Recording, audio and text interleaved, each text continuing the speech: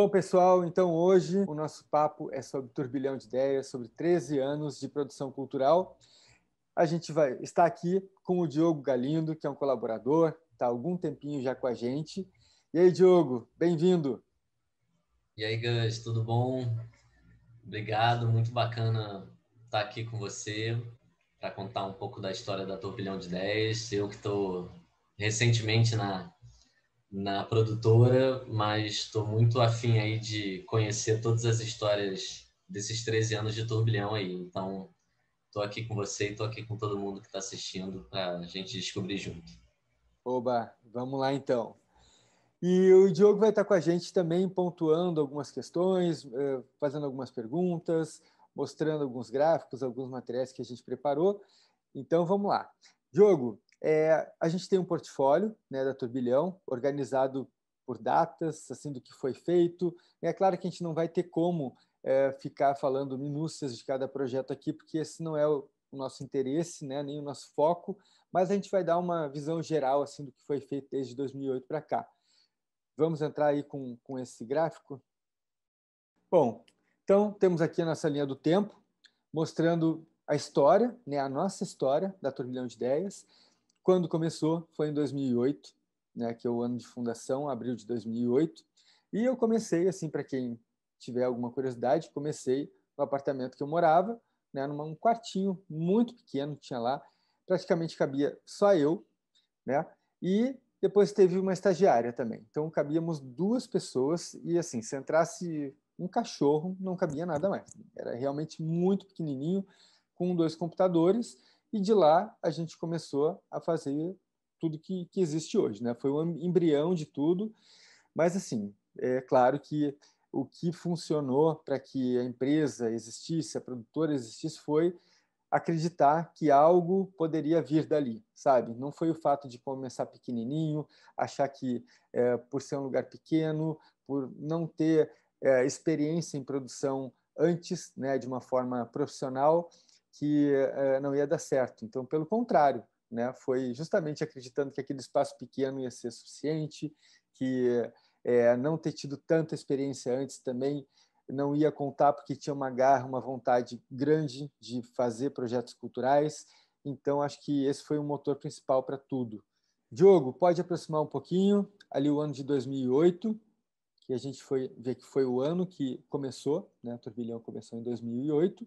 Temos ali Pão com Mortadela, que foi um espetáculo que marcou o início da empresa, da produtora, e, na verdade, eu já fazia esse espetáculo antes, né? Ele estreou em 2007, e eu fazia como ator e produtor. Então, eu tinha uma experiência de produzir espetáculo, né? Aliás, eu produzi outros antes, né? Sem ter a Turbilhão, eu produzi, né? Com a minha experiência. Eu fiz alguns espetáculos antes, mas nunca com o intuito de ter uma produtora, de criar vários projetos, de ter outras pessoas junto comigo. Eu produzia de uma maneira assim, sempre produzia por algum interesse em atuar ou então aprender alguma coisa. Nunca, até então, teve um olhar assim de produtor querendo ter uma carreira como produtor. Então, aqui muda tudo, né? Quando chega o Pão com Mortadela, e a gente teve uma carreira super bonita com esse espetáculo, concorremos a prêmio, enfim, ficou muitos anos em cartaz. E a gente tem, então, aí, voltando, Pão com Mortadela, que é uma peça de teatro, Primo Miraculo foi também um outro espetáculo, com o Roberto Birindelli. Aí chega Autopeças, que foi um festival em comemoração a 20 anos da Companhia dos Atores. Companhia dos Atores, para quem não conhece, é uma companhia das maiores companhias de teatro do Brasil, né, que tem uma pesquisa de linguagem muito interessante. Alguns dos atores que fazem parte é a Drica Moraes, Marcelo Valle, Gustavo Gasparani, né, são profissionais assim, de renome, que têm uma qualidade artística muito grande. Então, ali a gente conseguiu uma projeção com esse festival, né? Foram 8 peças, né, em 4 semanas, 8 peças, sendo que quase todas eram estreias, e ainda um festival com uma exposição que mostrava a história da Companhia dos Atores. Então foi assim uma avalanche. A gente tinha Gerald Thomas como um dos diretores, que veio de Nova York na época para dirigir um dos espetáculos. Foi assim uma coisa imensa. num momento que estava começando. Então, foi obrigatório, tive que contratar muitas pessoas para estarem junto, foi uma equipe muito grande, formada assim, inesperadamente, porque teve um convite, né? E é claro, aceitei, era uma oportunidade incrível, né? De fazer algo promissor. Então, Autopeças foi um marco, digamos, nesse início, né? De algo realmente muito grande, importante, com visibilidade, logo no início da produtora. Então, isso foi um passo bem marcante. E ainda nesse ano, como eu fazia antes, né, até então, eu trabalhava como ator e também eu produzia workshops. Eu trazia pessoas de fora do Brasil para dar aula de interpretação, de direção. Nesse ano a gente teve aqui o Valentin Tepliakov, que vocês podem ver ali, da Rússia, da Escola de Artes Dramáticas da Rússia, e também o Robert Castle, que é um diretor de Nova York, né, que trabalhava no Lee Strasberg Institute, que era o Actor Studios. Então ele veio para cá também nesse ano, mas lembrando que isso aí eu já vinha fazendo um pouco antes, né? Esse aqui foi uma continuidade desses workshops. Vocês veem que aqui a gente tem, nesse ano, a gente tem um espetáculo, a gente tem um festival, que foi o Autopeças, né, com várias peças de exposição, e também um workshop. Então, estou querendo muito mostrar a diversidade do que a produção cultural pode fazer. A gente indo para 2009, a gente continua com Pão com Mortadela, continua com Robert Castle, aí a gente entra com Administrando Talentos, que foi um projeto em parceria com o Ricardo Blatt para levar para o ambiente corporativo o que os profissionais das artes cênicas faziam, profissionais das artes, na verdade, como um empresário, uma empresa poderia administrar seus talentos, né, o RH, enfim, o setor de marketing, de endomarketing, poderia se aproveitar da experiência do mundo artístico e aplicar isso para os seus funcionários. Então, foi um projeto muito bacana, foi original, foi feito com o Ricardo, com o Rogério Blatt, irmão dele, comigo, né, nos reunimos, pensamos no que poderia ser aproveitado, né, desse mundo artístico para o ambiente corporativo. A gente chegou a apresentar na IBX, viajamos com essa palestra, foi realmente um projeto muito bem sucedido e eu acho que essa troca de ambiente corporativo com o ambiente artístico funcionou muito bem. E aí, em 2009, chega a história de nós dois, que é realmente um divisor de águas na história da Turbilhão, porque é um projeto que até hoje está em cartaz, né? Um dos maiores cases que a gente tem. Ele estreou em março de 2009 e aí sim a gente conheceu um sucesso comercial, né? Porque até então tinham projetos muito bacanas, interessantes, ricos intelectualmente, artisticamente, e aqui com a história de nós dois, além de a gente ter uma qualidade artística, a gente começou a ter um sucesso comercial, porque a peça começou no Cândido Mendes, que é um teatro aqui no Rio pequeno, né, com 100 e poucos lugares, e a gente começou já esgotando as sessões. Num teatro muito pequeno, não é grande coisa, mas a gente começou a fazer sessão dupla.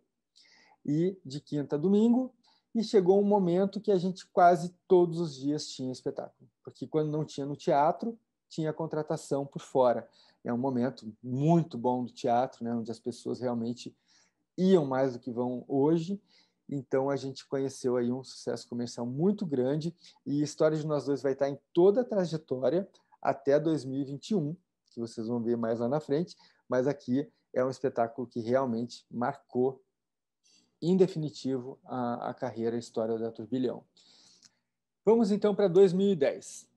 Para quem está assistindo aí e ficar pensando, agora ele vai falar ano por ano cada detalhe. Não é essa a ideia, porque senão vai ficar muito cansativo, tem muito projeto. Então, a ideia aqui é mostrar o que teve de especial em cada ano. E quando eu falo especial, não é porque um projeto seja mais especial do que o outro, é porque o que ele introduz na história da empresa. Então, esse é o especial que eu estou chamando aqui, tá bom? Só para a gente seguir juntos aqui e entender qual é a dinâmica que a gente vai seguir.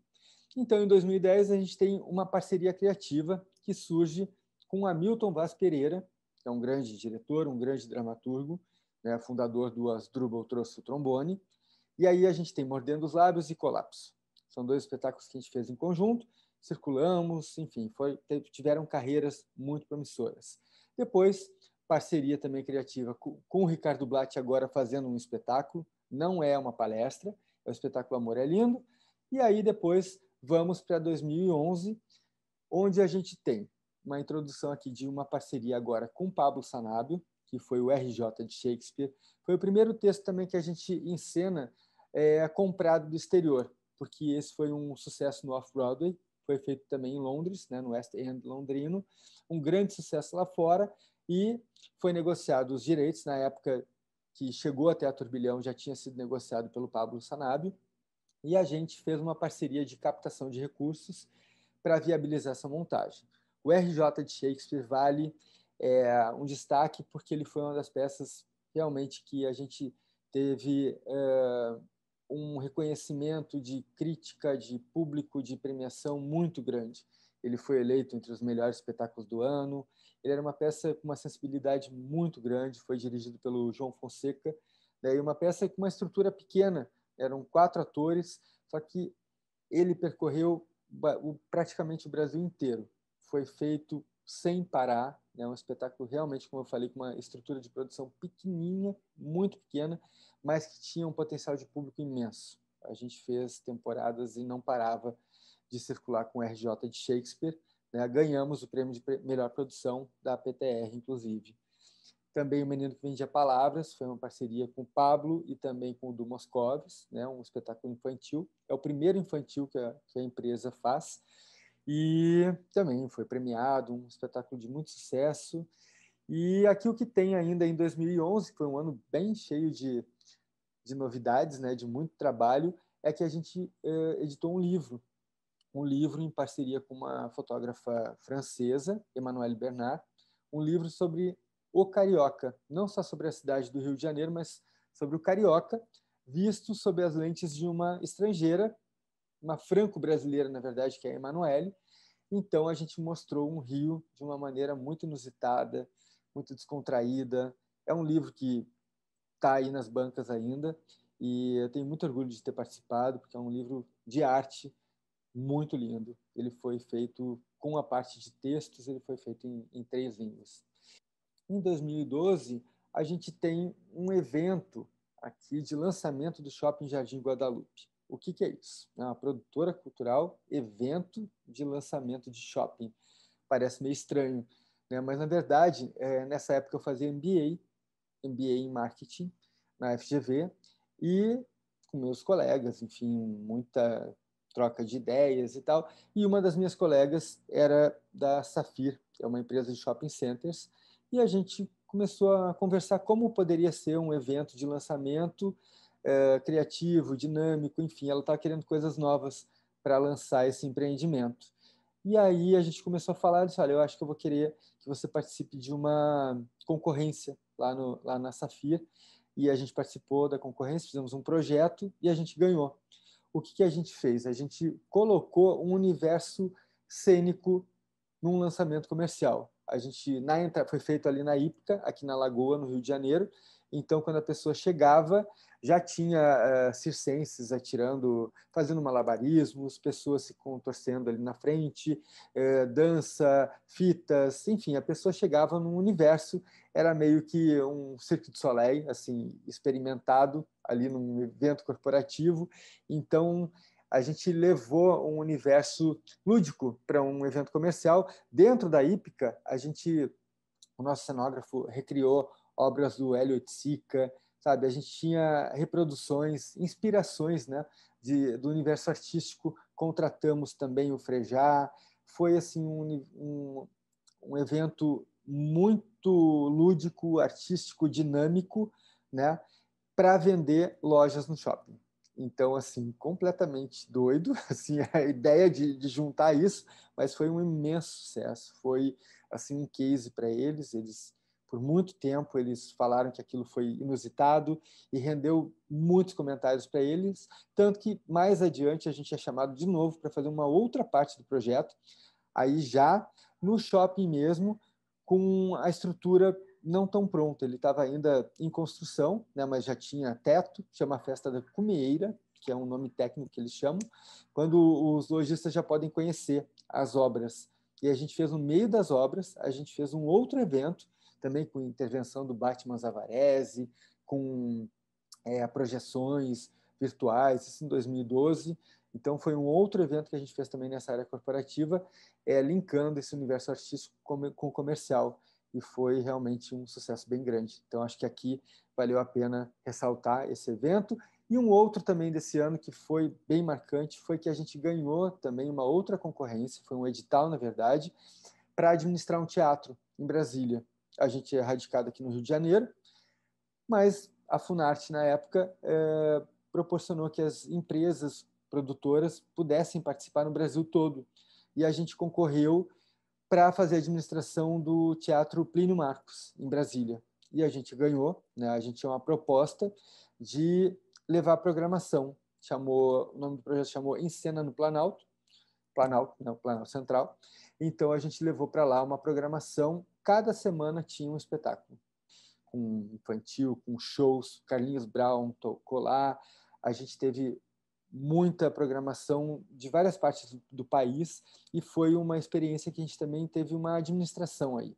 Além de ver o conteúdo artístico, a gente tinha que cuidar do teatro, né? Fazer as contratações das produções. A gente tinha umas poucas só que eram nossas nessa programação, a maior parte era de fora, acho que foi apenas uma que a gente levou da nossa produtora, que era possível. O resto todo foi contratado por fora e foi um momento também marcante nessa história aí, que a gente está mostrando diversidade de atuações. Então, foi uma experiência administrativa de um teatro que é do Niemeyer, né, que fica em Brasília, ao lado da Sala Cássia Eller, que estava do ladinho ali, e já veio a ideia também de Cássia na cabeça, que daqui a pouco vai chegar. Depois, indo para 2013, a gente foi a Portugal, esse ano, com o Menino que Vendia Palavras, levamos o Menino que Vendia Palavras para lá, a convite do Ano do Brasil em Portugal. Então, aqui temos Horácio, que foi uma parceria com Carlos Gradin, que é o diretor do MAR, Museu de Arte do Rio, aqui, e também do Teatro Municipal de São Paulo, é um diretor e um grande empreendedor também. Depois vamos para 2014, que eu acho que a gente fecha essa primeira etapa aqui da história, né? Porque aqui tem um grande marco, que é quando surge Cássia Eller, um musical, e aí a gente começa a produzir espetáculos originais criados na própria Turbilhão, né? Foi um espetáculo que vai render também uma outra videoaula, um outro encontro nosso, né? Com produções originais. Então, eu não vou falar muito dele aqui, mas ele é um marco na carreira da produtora, porque ele realmente começa uma etapa onde a gente não apenas produz ideias que venham de outros autores ou outros diretores, enfim, não são encomendas. Aqui ele foi feito dentro de casa e a gente partiu para o mercado cultural, artístico, enfim, em busca de parcerias, mas de uma ideia original criada dentro da Turbilhão. Então, esse é um marco divisório, digamos, dessas etapas que a gente está vendo aqui. Bom, então vimos uma primeira etapa, aí até 2014, dessa história, e a gente tem aqui, agora, voltando com o Diogo, que ele faz um papel aqui. Eu quero saber se tem alguma questão, Diogo, que tenha suscitado em você que não acompanhou a gente por esse tempo todo. Algo surgiu, assim, de dúvida? Enfim, o microfone é teu.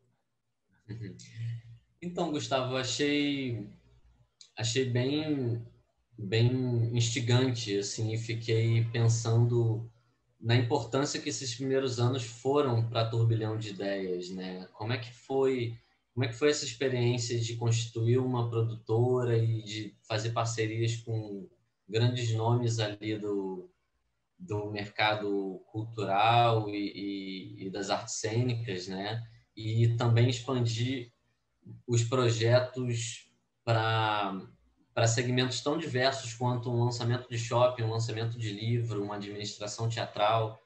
Como é que foi isso para a constituição da empresa? Qual a importância que isso teve para você como gestor e para a produtora como uma companhia mesmo, né? Olha, foi fundamental, eu acho, para a formação do que é a empresa hoje, né, para a experiência que a gente tem. Eu acho que foi muito assim, muito peito aberto, sabe? Existia uma predisposição a conhecer o novo, a trilhar desafios, sabe? Eu nunca tive, assim, na verdade, nunca tive sócio né? Sócio realmente atuante, né? Sempre fui mais eu tocando tudo. Claro que teve muitos colaboradores, mas, enfim, na direção mesmo, sempre eu trilhei essa parte da direção sem compartilhar a direção da empresa. Então, eu sempre tive essa vontade de conhecer coisas novas, essa curiosidade. Então, essa abertura acho que não foi à toa, né, de chegar a fazer um evento corporativo dessa forma, né, de administrar um teatro lá longe, de ir para fora do Brasil, enfim, essa diversidade e essa quantidade de artistas que trabalharam com a gente, eu acho que foi muito em função de querer experimentar coisas novas, né? E eu acho que a arte tem isso, né? Porque se você fica isolado, bitolado fazendo arte, aí você está no mau caminho, né? Você tem que pelo menos estar aberto. Depois você vê, olha, isso aqui não tem a ver comigo, eu não quero, vamos voltar para o que a gente já estava fazendo, que está bem. Então, acho que tem que ter essa tentativa, essa abertura.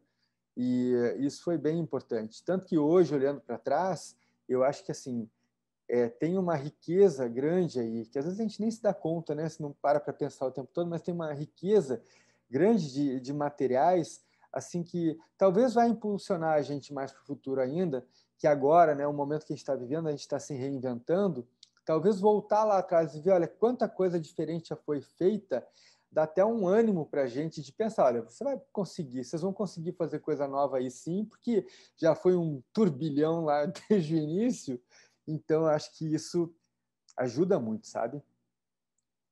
Muito legal, muito legal. E eu acho que isso tem a ver com o nome da empresa, né? Turbilhão de Ideias, faz todo sentido. Eu Exatamente. queria aproveitar para perguntar como é que surgiu esse nome. Olha, então, esse nome, deixa eu te contar, eu sou um pouco místico, digamos, então eu estava numa época que eu tinha uma amiga que era muito mística, e ela me apresentou para uma numeróloga. Uma numeróloga é uma história maravilhosa que tem da época quando eu estava saindo da faculdade, que eu conheci. Depois eu continuei amigo dela por muito tempo, dessa numeróloga, que era uma senhorinha que morava em Copacabana. E quando eu resolvi realmente criar uma empresa, eu disse, eu não quero criar com qualquer nome, eu quero um nome que seja forte. Tinha pensado que eu não queria nada referente ao meu nome em si, queria uma coisa separada. Tem gente que tem o nome da empresa, tem o nome da família ou o nome próprio, enfim. Mas eu queria seguir por outro caminho. Então eu fiquei pensando muito. Nome é uma coisa que eu perco muito tempo pensando em nome. Nome de um projeto, qualquer coisa que envolva nome, eu demoro, porque eu quero um nome que funcione, né, de várias formas. E aí o turbilhão de ideias foi com entrevistas com essa numeróloga, que ela dizia, mas o que você quer falar, o que você quer exprimir com essa empresa? E a gente foi conversando e ela fazendo muito rapidamente contas. Então falava um nome, ela tinha uma conta na hora, sabe? Muita continha, rapidinha, ela era uma senhora já, mas ela era muito rápida e fazia conta de cabeça. Aí eu falei alguns outros nomes antes, e quando chegou o turbilhão de ideias que ela calculou, falou, não, é isso aí, pronto, chegou, é isso aí, é esse nome, tem que ser esse. Ele é ótimo também pela numerologia, porque soa bem e tal. Então foi assim, parece que foi você faz um strike, sabe? Quando chegou esse strike aí, ela ficou, acho que até mais feliz do que eu, a senhorinha, que ela ficou super feliz. E aí depois eu comecei, né? Você, Diogo, sabe que eu faço enquetes por aí, né? Geralmente, quando eu vou decidir alguma coisa, eu faço enquetes.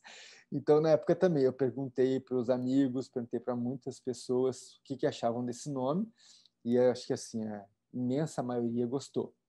E até hoje eu escuto elogios, assim, pessoas que não conhecem a empresa falam, poxa, Turbilhão de Ideias, nome bacana, fica gravado na mente da gente, mas muito confundem também com turbilhões de ideias. Chamam de turbilhões, mas é turbilhão, só que as pessoas colocam no plural ainda mais do que já é.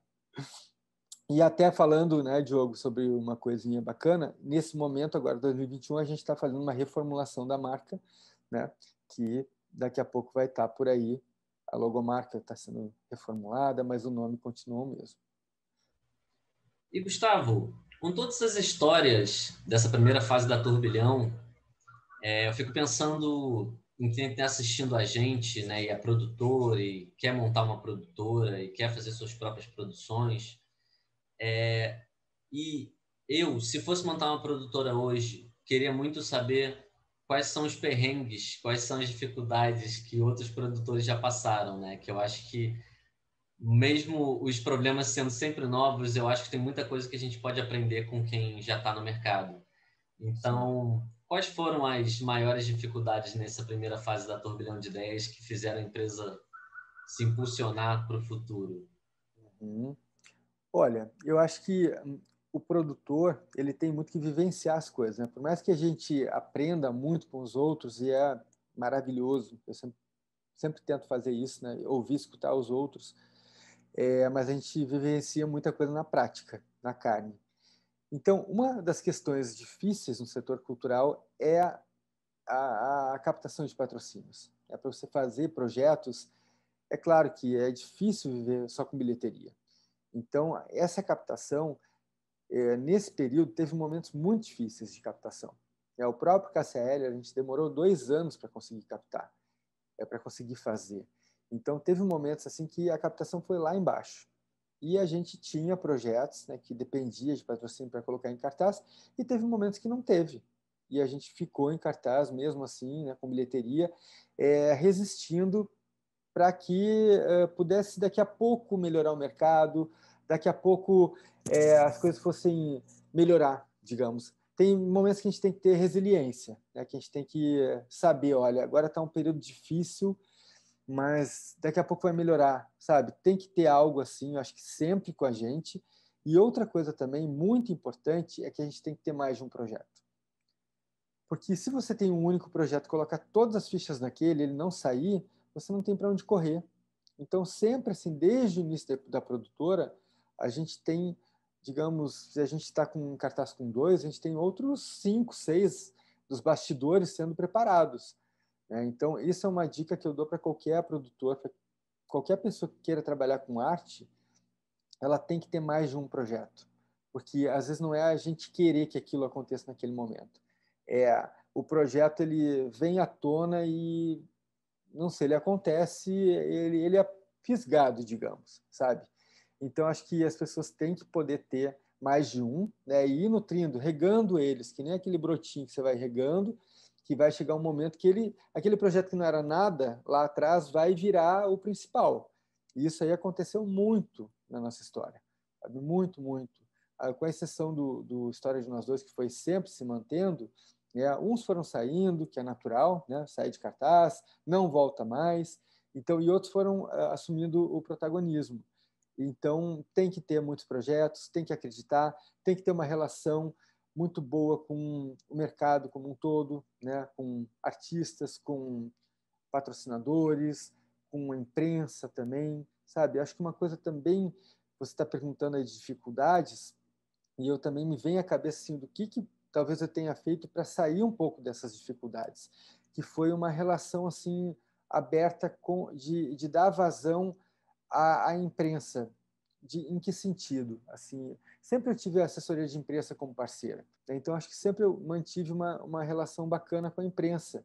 Então, em determinados momentos, a gente levava para a imprensa, olha, tal projeto vai nascer, e conseguia uma certa visibilidade, porque isso aí ajuda, né? Então, é, nesses momentos, eu acho que eu consegui movimentar um pouco mais as coisas para que voltasse a ter patrocínios ou então parcerias. Eu acho que a gente tem que saber como sair desses momentos ruins, assim, desses momentos de não é breu, gente, estou com breu na cabeça, estou com um limbo, nesse limbo, né, que a gente se encontra de vez em quando.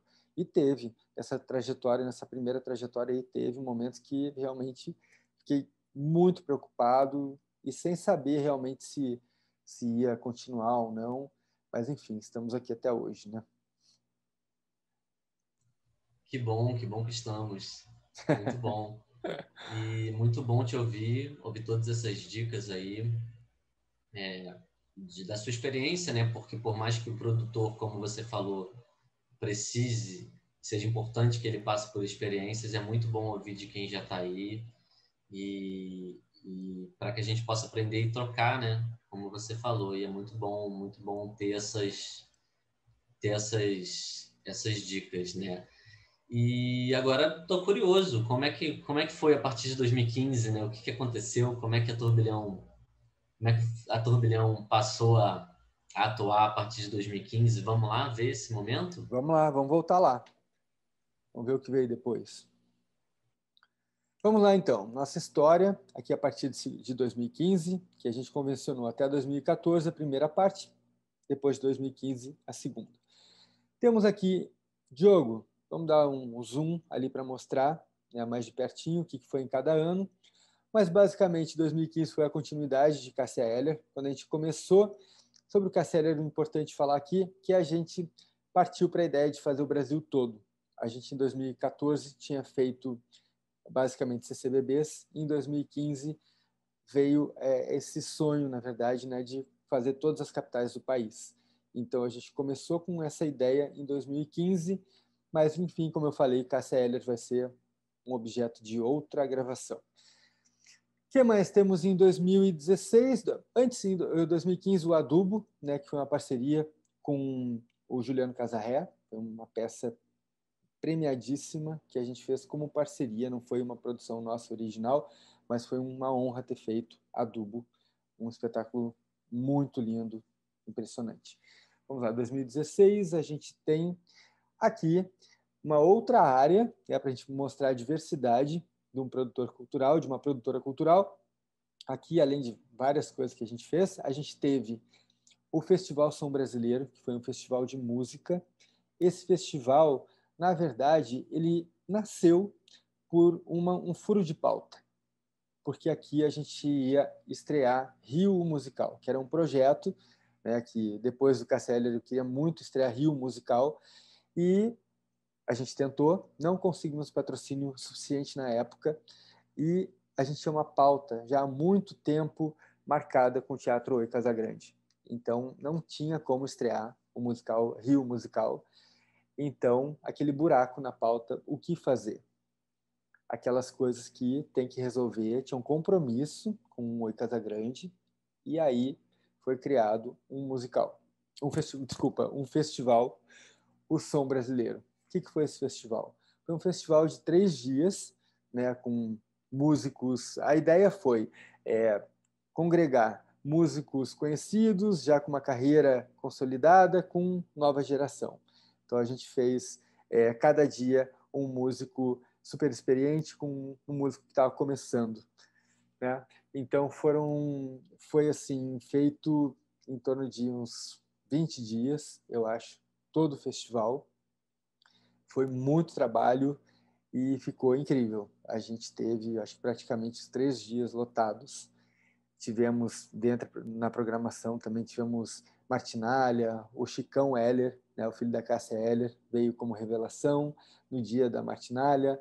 Tivemos o Jorge Versilo, né, porque a gente queria uma diversidade grande, né, de artistas, né, que nem sempre são do samba, MPB, enfim, rock. Então a gente diversificou, trouxemos o Versilo.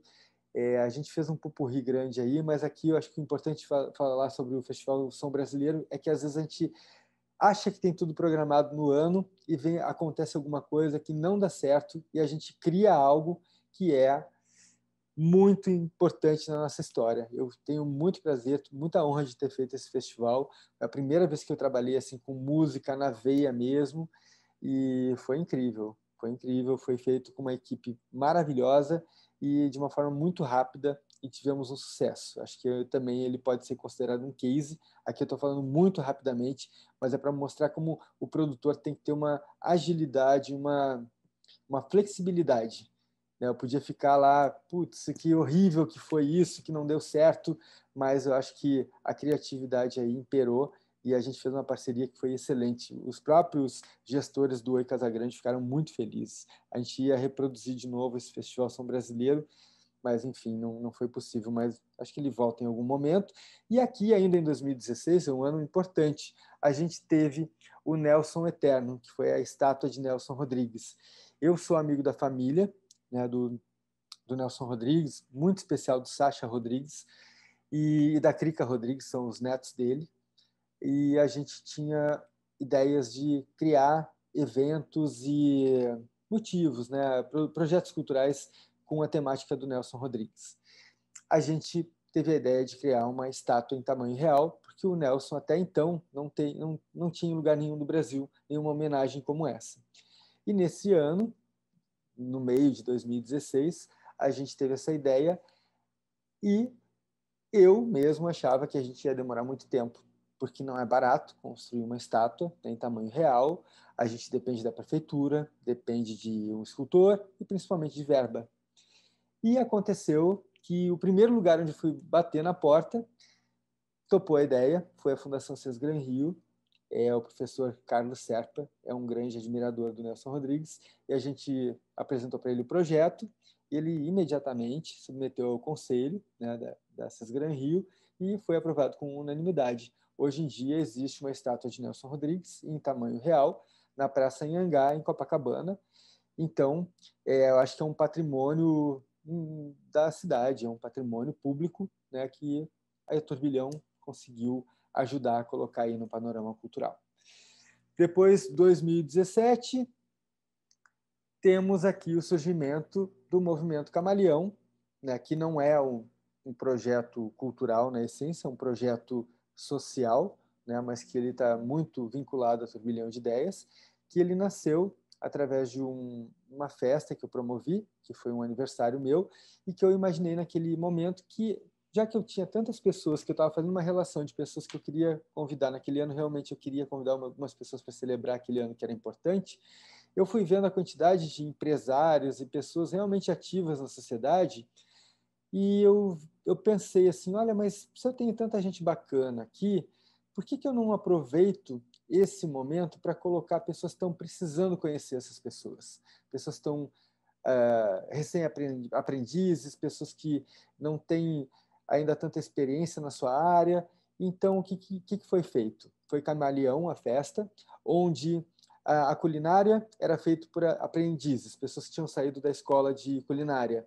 A música era feita por integrantes de coletivos. Resumidamente, eu lembro bem do coletivo da Maré, que foi lá, tocaram violino, sax, cada um tocando um instrumento, né, mostrando seus talentos. A gente tinha refugiadas também como recepcionistas, enfim, cada fotógrafos, iniciantes. Então, a gente teve pessoas trabalhando no evento com um botão falando, eu quero ser contratado por você. Então, foi um showcase, praticamente assim, mostrando talentos de diversas áreas. Eu estou falando muito resumidamente aqui, mas a gente teve muitos talentos, a gente teve exposição de artes, foi assim, foi um casarão em Botafogo que foi cedido para fazer esse evento, para que a gente pudesse mostrar talentos e juntar essas pessoas com pessoas que têm realmente capacidade de contratação. Então, foi onde nasceu o Movimento Camaleão, que tem como intuito aproximar as pessoas, fazer conexões para que pessoas possam ser contratadas, serem vistas, dar visibilidade para as pessoas. Esse é o mote principal do Movimento Camaleão. Né?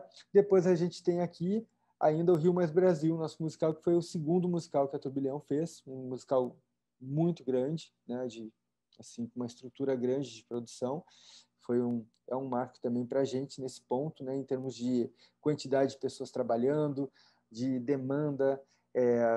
Foi um projeto realmente muito grandioso que a gente rodou várias capitais do país, mas foi um aprendizado grande, assim, pelo tanto que ele exigiu de conhecimento, de união, de esforços. A gente chegou a ter mais de 200 pessoas contratadas para esse musical.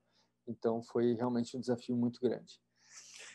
Indo para 2018, né, foi um ano que a gente teve uma parceria, né, com Cissa Guimarães, que a gente produziu em conjunto, Doidas e Santas, que era um espetáculo que já existia há bastante tempo, mas aí a Turbilhão foi convidada a trazer de volta aos palcos. Também temos aqui uma coisa inusitada, diferente, que foi o M de Marta, quando a gente faz um projeto para a web. O M de Marta, ele é uma espécie de uma websérie, né, com 2 temporadas, de 13 episódios cada, onde Marta Medeiros, a escritora, ela elege um tema e cada episódio trata de um tema, sendo que o M de Marta é porque os temas todos surgem a partir da letra M. M de Marta Medeiros. Então, a gente tem M de maternidade, M de madrugada, M de mar, M de mapa astral, sabe? É um panorama, né? Como a Marta, uma cronista, ela tem a habilidade de falar sobre coisas simples do cotidiano e transformá-las em coisas interessantes, em assuntos interessantes. Então, para quem quiser ver, está disponível no YouTube, o próprio canal M de Marta, e lá a gente tem 26 episódios, né? Foram 2 temporadas, e a gente tem aí um pouco de uma crônica, onde você vê a própria Marta falando sobre o que ela pensa, com esse mote do M, que foi um projeto também incrível de ser feito, e com um desafio grande. Foi a primeira vez que a gente trabalhou com audiovisual, né? Nesse projeto eu fiz a direção das filmagens, enfim, a direção do projeto como um todo, e foi uma experiência também muito interessante nessa diversidade que a gente está falando. 2019, um ano bastante cheio, né? Que aqui o destaque, acho que realmente é o Festival Nelson Rodrigues, que a gente foi para Londres, levando a obra de Nelson Rodrigues de algumas formas, né? A gente fez uma leitura dramatizada de Vestido de Noiva, em inglês, obviamente. A gente lançou um livro em inglês, que é uma coletânea com 7 obras do Nelson, que não existia na língua inglesa, não existia no Reino Unido. Então, a gente fez pela primeira vez, né, essa parceria com a Oberon Books e também com a Embaixada Brasileira em Londres, quando a gente criou esse festival, que durou 3 dias, e foi um festival que acabou sendo premiado como um dos melhores eventos culturais em Londres nesse ano. Claro que é uma premiação de conteúdo brasileiro, né, de pessoas que moram em Londres e elegem conteúdos com temática brasileira, ou então falado em português. A gente ganhou como a melhor atração do ano, melhor atração cultural do ano. Então, é claro que ter uma experiência dessa no exterior foi muito marcante nesse ano, sem dúvida nenhuma. E ainda, em 2019, rapidamente falando, foi o lançamento do Isque é Amor, que é um musical com as canções do Lua Santana. Também foi uma grande produção, né, envolvendo muitas pessoas. Aqui, acho que pelo menos 150 pessoas trabalharam, e é um projeto que merece destaque, sem dúvida nenhuma. Aí, Diogo, vamos para 2020, que é o ano da pandemia, né? Infelizmente, estamos passando por isso, mas é um ano que, de qualquer maneira, coisas foram feitas, né? Até a gente chegar à pandemia, a gente tinha em cartaz o Simples Assim, que foi uma peça que eu não falei antes, uma parceria também com a Marta Medeiros, e ela ainda continua em cartaz, ela foi interrompida, e ela volta assim que possível, né? Mas uma parceria de muito êxito. Também é um projeto original da Turbilhão, né? Foi uma ideia criada dentro de casa. Não vai fazer parte do especial das ideias originais, mas acho que aqui a gente fala isso, que é um projeto que reúne crônicas da Marta Medeiros com Julia Lemers, com Georgiana Góes, Pedroca Monteiro. Enfim, é um projeto bastante especial também. E aí, em 2020, a gente realmente não pôde fazer muitas coisas. A gente fez lives, que foram o Talento Não Tem Limites, que foi a maneira que a gente teve de, durante a pandemia, levar um pouco de arte às pessoas. Então, a gente fazia de uma maneira realmente, não digo precária, mas simples, né? Através do próprio Instagram, a gente mapeou pessoas pelo Brasil e também em alguns outros países brasileiros que moram fora, e a gente mostrou o talento deles em 12 edições, né? Foram 12 horas de programa, mostrando talentos em várias áreas.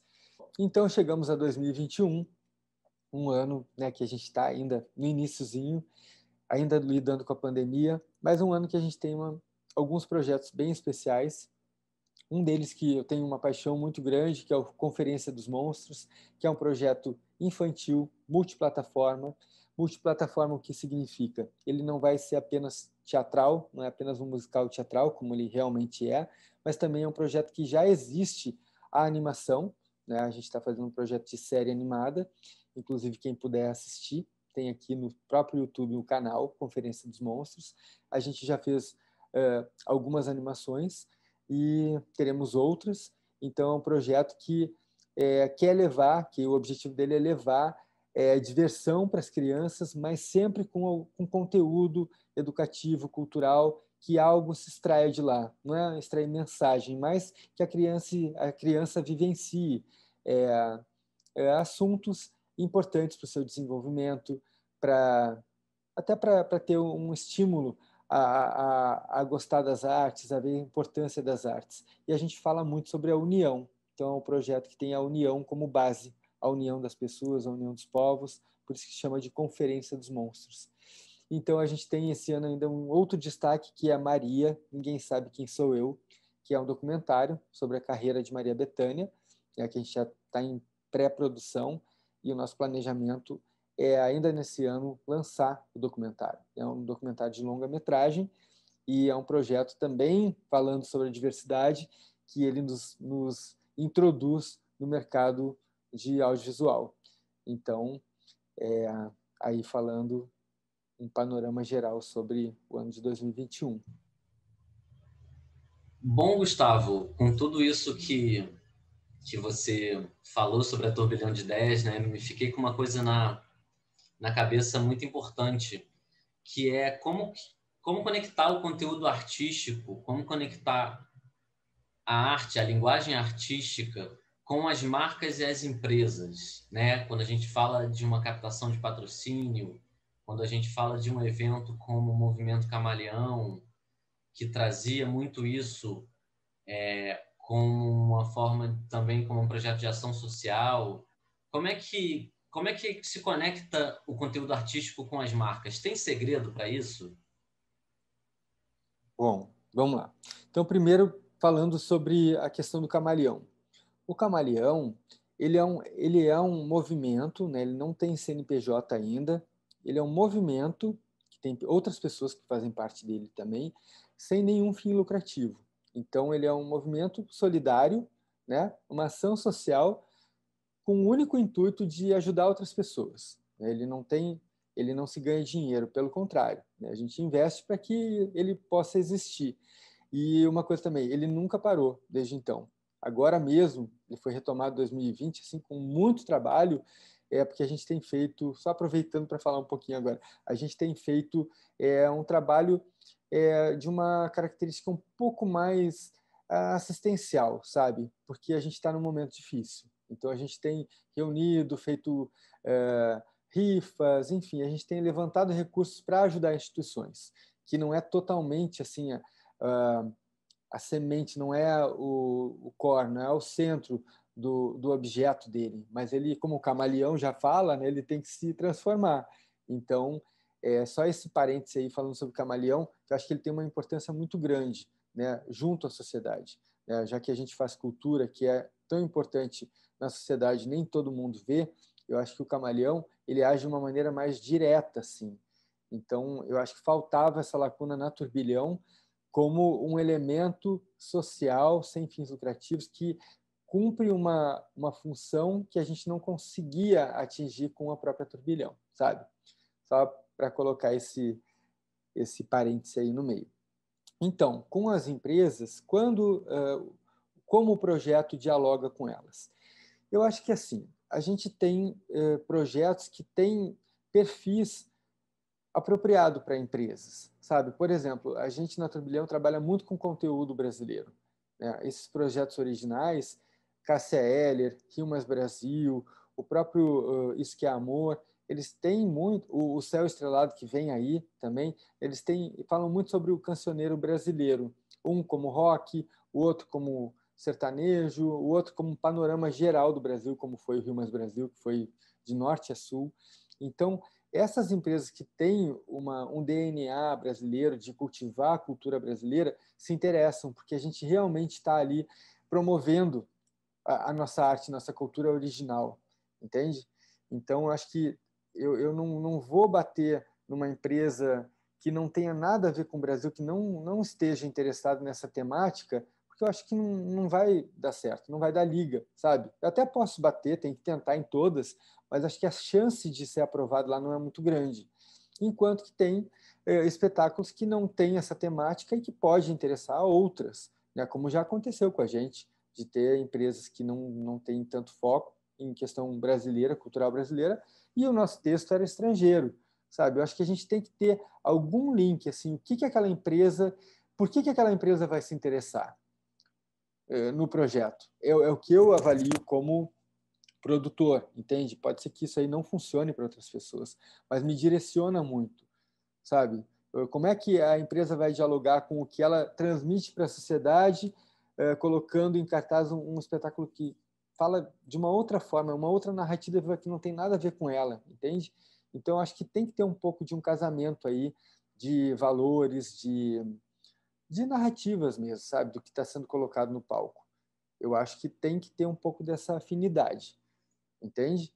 E só para esclarecer que isso não é obrigatório. Por exemplo, a gente tem Bradesco Seguros como nossa patrocinadora também. Eu não estou falando de saúde nos projetos. O Simples Assim é um projeto patrocinado pela Bradesco Seguros que fala de cotidiano, né? Fala de relações, não fala absolutamente nada de saúde, né? Mas tem a ver com a temática porque é o nosso dia a dia, as pessoas têm um plano de saúde como parte da sua vida, né? Faz parte da sua carteira de investimentos ali é a saúde, entende? Mas eu acho que tem um pouco assim de também saber comunicar quando a gente vai tentar captar um projeto, como comunicar que aquilo tenha a ver com a empresa, né? Ou então às vezes adequar um pouquinho, né, para que tenha a ver com a narrativa da empresa, entende? Eu acho que é importante, sim.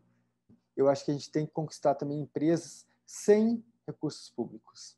Eu acho que o recurso público é fundamental. Ele não pode deixar de existir no Brasil, de forma alguma. Mas eu acho que a gente também tem que pensar em atrair empresas para investir mesmo, sabe? Dinheiro de marketing para investir. Por exemplo, no projeto com a Marta Medeiros, no M de Marta, claro que é uma proporção muito menor, é muito mais barato de fazer. Mas a gente teve a parceria do Barra Shopping, que foi o nosso patrocinador. A Tag Livros também foi nossa patrocinadora. Não houve nenhuma lei de incentivo. E eles apostaram naquilo e patrocinaram.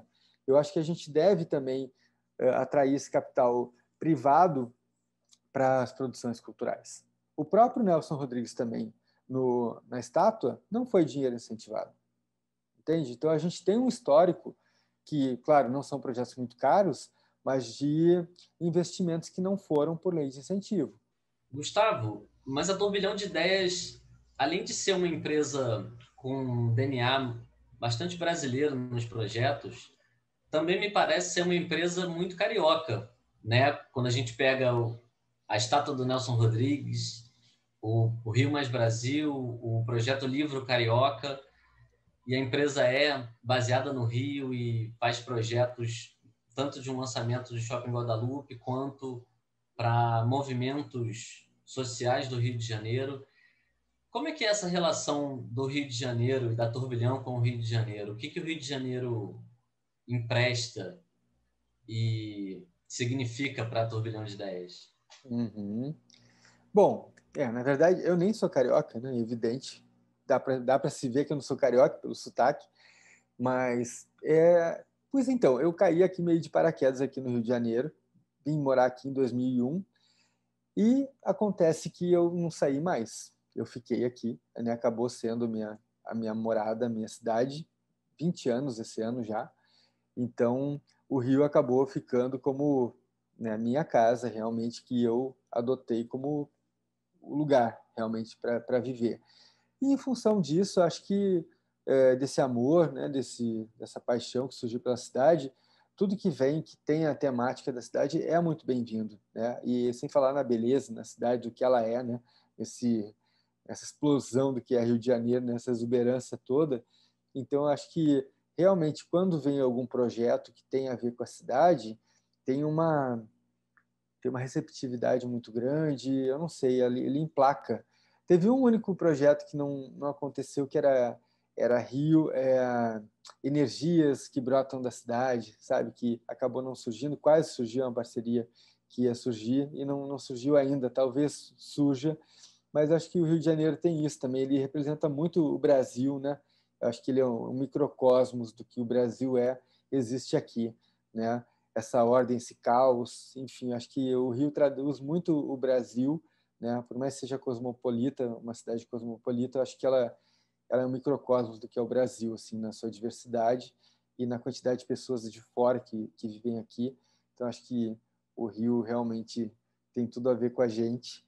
E, embora eu queira fazer muita coisa lá no Rio Grande do Sul também, que é meu estado natal, só que eu acho que, assim, independente de estado, de cidade, é falar sobre o Brasil mesmo, né? E agora, assim, aproveitando para fazer um gancho para o futuro, é assim, um desejo muito grande da Turbilhão, né, é de criar uma subdivisão para criar Turbilhãozinho, não é nem Turbilhãozinho de 10, é Turbilhãozinho, para tratar de conteúdo infantil, que realmente eu acho que a gente precisa de uma geração que vem aí pela frente que entenda o valor da cultura, o valor da arte, da educação, sabe? Tendo esses três pilares assim como bases para criar Turbilhãozinho e incentivar quem essa nova geração, né, que tem um outro chip muito diferente da gente que nasceu analógico. Então acho que a gente conseguir comunicar com essa geração aí é o meu grande incentivo hoje, sabe? A Turbilhão vai continuar da maneira dela, né, com os projetos, enfim, adultos, e o infantil a gente vai deixar para Turbilhãozinho, né, que assim, aproveitando quem está aqui, né, e também a gente está debatendo sobre produção, eu acho que a segmentação é importante no negócio, né? Se a gente decide ter mais conteúdo infantil, por que não ter uma marca dedicada a isso, né, que é o caso do Turbilhãozinho, até porque turbilhão de ideias para criança, né, conforme a idade, não é tão fácil de falar, eu acho que a gente tem que adequar a linguagem infantil, então estou muito animado para esse ano aqui de 2021, criar Turbilhãozinho, e na verdade ela já existe no papel, mas agora ela existir, né, com projetos e ela aparecer. Então eu acho que isso aqui é o próximo movimento, né, de dar luz a Turbilhãozinho e essa reformulação da marca, como eu falei antes, né, da Turbilhão, enfim, é um momento em que todo mundo de todas as áreas tem que se reinventar, tem que entender o que a gente está vivendo, né? É difícil, mas acho que assim a gente acaba sempre crescendo na dificuldade, né? O ser humano cresce na dificuldade. Quando a gente tá com tudo muito bem, tudo muito amistoso, a gente tende a ficar um pouco mais acomodado, né? Em momentos como agora, a gente tem que dar um chacoalhão, né? Não é fácil, mas a gente tem que dar um chacoalhão e ver, olha, vamos fazer coisa nova, vamos nos reinventar, fazer algo novo para que coisas boas surjam de novo, né? Então, esse é o desejo assim para daqui para frente, né? Gustavo, posso te dizer que foi uma alegria, um prazer enorme estar aqui com você e ouvir todas as histórias e aprender bastante. E é uma alegria também fazer parte da equipe. Desde 2019, né? Mas acho que já bastante história foi vivida, principalmente nesse momento tão desafiador que a gente está vivendo. E é isso, te agradeço muitíssimo e gostaria de saber se você quer falar mais alguma coisa aí para quem está assistindo a gente. Poxa, Diogo, obrigado aí pelas suas palavras e que bom ter você com a gente também, toda a contribuição que você dá, né, com o teu talento, com a tua experiência. E eu acho que assim, para finalizar, eu queria deixar um recado para as pessoas que se interessam em produção, né, que têm vivenciado isso, independente do tempo que tenha nessa área, a gente saber que a gente tem realmente que ver o que está acontecendo, mas não desistir pela dificuldade, sabe? Eu acho que as pessoas que estão vendo essa dificuldade toda, né, que realmente está muito difícil, especialmente para a área cultural, eu acho que a gente tem que tentar. Se a gente tem uma vontade de continuar nessa área, acredita nisso, a gente tem que achar meios para que as coisas venham a melhorar, né? E ter um pouco de calma agora, porque realmente para a gente está muito difícil. Então, de repente, nesse momento, achar algum outro meio de sobrevivência, enfim, porque todos temos que sobreviver, né? Eu digo assim, mas achar alguma coisa que possa suprir nesse momento que a gente não está conseguindo produzir tanto, mas se acredita nessa área, depois volte, não tire a cabeça daqui, continue pensando. É um momento de planejamento, eu acho, que é de nutrir ideias, de preparar, porque vai voltar, é inevitável, daqui a pouco vai voltar, né? As pessoas estão sedentas por conteúdo cultural, por projetos culturais, por se divertir, por pensar. Então, acho que é um momento muito delicado que eu recomendo para as pessoas e para mim mesmo também, né, de ter um pouco de calma, avaliar, ver o que teve de bom, né, nessa trajetória, né, na trajetória da própria pessoa, o que foi bom, por que foi bom, né, o que pode ser repetido. Né? Acho que é um momento assim, de muita reflexão, né, sem deixar de agir, mas assim, se acredita muito, retoma, faz, dá o jeito que for possível. Né? Se realmente vê que não é a onda, que pode ser mais feliz em outra área, tudo bem também. Né? A gente está aqui para viver da melhor forma. Né? Eu não sou daqueles que fica dizendo, não, tem que ser isso, tem que ser isso. Acho que não. Se concluiu que não é, tudo bem. Né? Tudo é experiência. Mas eu acredito que as pessoas que estão aqui até agora, né, vendo isso tudo, é porque realmente tem alguma coisa lá dentro que acredita nessa área e acha que a cultura, que a arte tem algo de importante para a sociedade. Eu acho que é mais uma mensagem assim de esperança e de calma e de união também, né? De falar com seus pares, falar com pessoas ao redor e bolar projetos, ver alternativas para que a gente possa se reinventar e fazer a roda girar de novo, né? De uma maneira efetiva que traga frutos financeiros e prazer também de trazer algo para o público que seja relevante. Então, eu acho que é um momento de calma e de ter esperança e de olhar para frente de uma maneira assim um pouco serena, mas sempre com energia.